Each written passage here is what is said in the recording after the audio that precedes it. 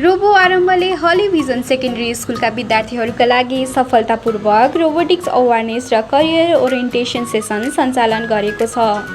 कार्यक्रमको नेतृत्व हाम्रो सिइओ इआर उज्जर कोइरालाले गर्नुभएको थियो, जहाँ विद्यार्थीहरूले robotics, artificial intelligence, drone, automation तथा स्टिम एजुकेसनसँग परिचित गराएको थियो।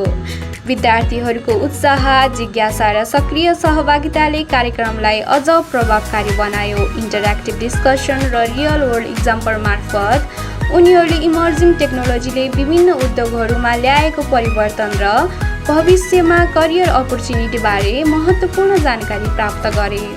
रोबो आरम्भ मार्फत हामी यस्तै ह्यान्ड्स अन इनोभेटिभ र फ्युचर फोकस लर्निङ एक्सपिरियन्स प्रदान गर्दै विद्यार्थीहरूमा टेक्नोलोजी, इनोभेसन र प्रब्लम सल्भिङको संस्कार विकास गर्न निरन्तर प्रतिबद्धता छौँ।